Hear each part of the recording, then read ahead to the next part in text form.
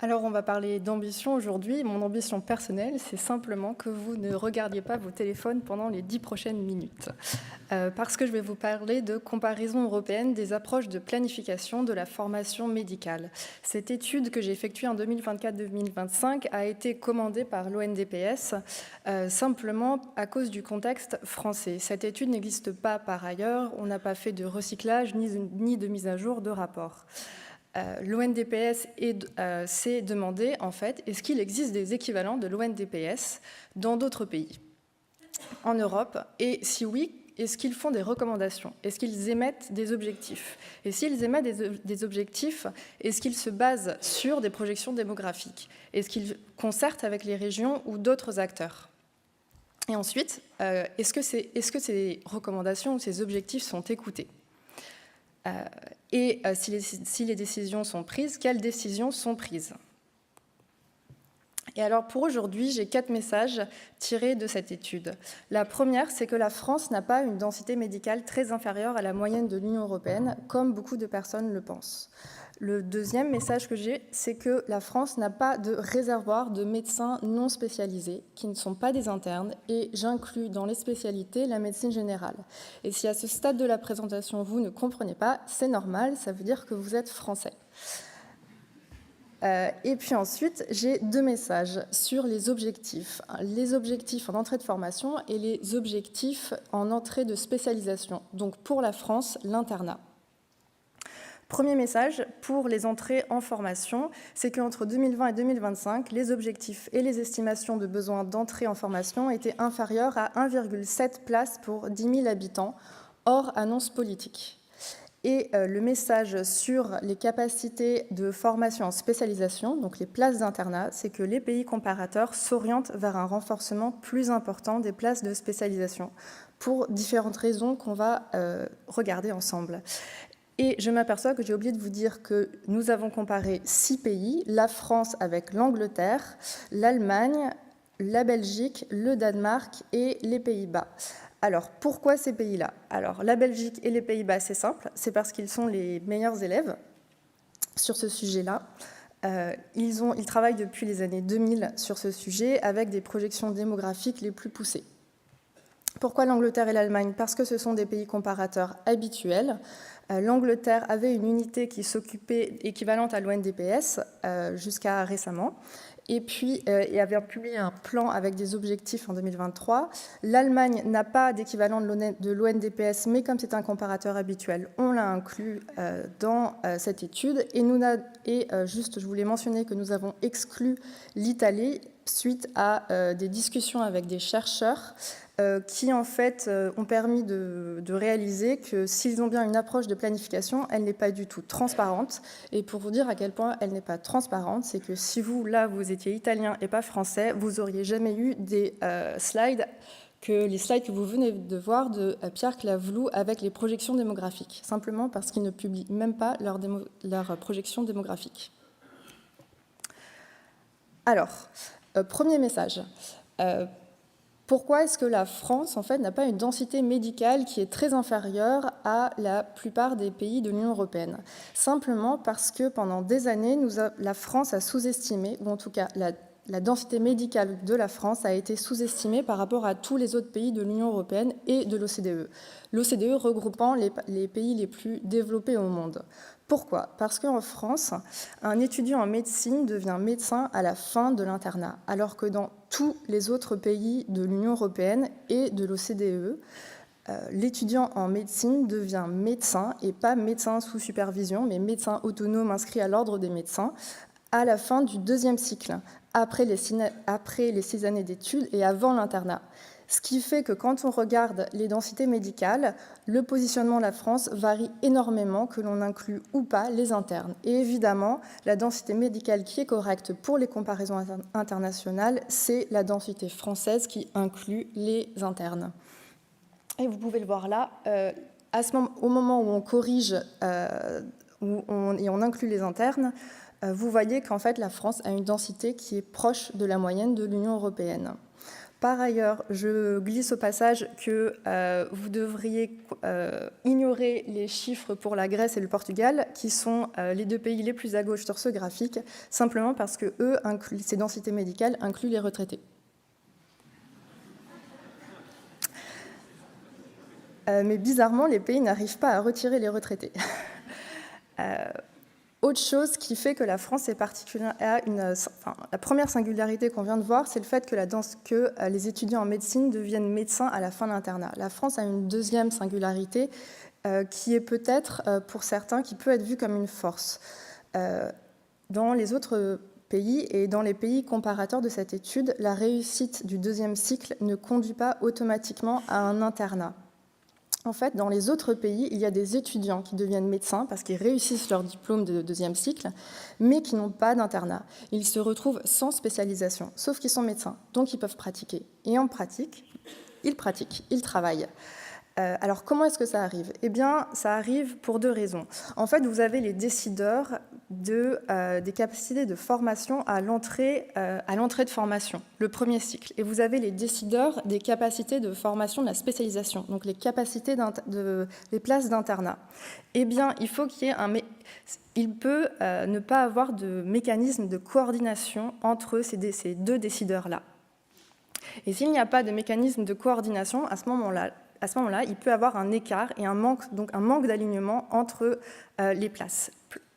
Et la deuxième raison, c'est que même s'il y a un mécanisme de coordination entre les décideurs à l'entrée de formation et les décideurs pour les places d'internat, eh bien, il peut exister des tensions entre ces décideurs dont les intérêts peuvent diverger. Et dans les deux cas, ce qui se passe, c'est qu'on se retrouve avec moins de places d'internat que de diplômés du deuxième cycle, et cet écart-là alimente ce qu'on appelle un réservoir. Et ce réservoir de médecins non spécialisés peut être significatif. On a cherché dans cette étude à estimer la part de médecins sans spécialisation parmi les médecins actifs. Elle varie fortement. Ici, on va parler d'ordre de grandeur en raison de la difficulté à les estimer, sauf pour les Pays-Bas. Aux Pays-Bas, environ 22% des médecins actifs, professionnellement actifs, sont des médecins sans spécialisation. On en retrouve un moins de 10% au Danemark. Le Danemark est un pays particulier parce qu'environ un tiers de leurs médecins actifs, professionnellement actifs, sont dans un cursus de pré-spécialisation ou de spécialisation. Ce cursus de pré-spécialisation a lieu après les 6 années. Il dure à minima 2 ans, et ça c'est pour ceux qui veulent faire une médecine générale. Mais pour ceux qui veulent une spécialité chirurgicale, ils font en général 4 ans. Donc imaginez faire 6 années, puis 4 ans, puis la spécialisation, donc l'internat, qui est long également. Donc ça, c'est pour le Danemark. Pour l'Allemagne, on estime la part de médecins sans spécialisation entre 6% et 10%, et on en a moins de 5% en Belgique.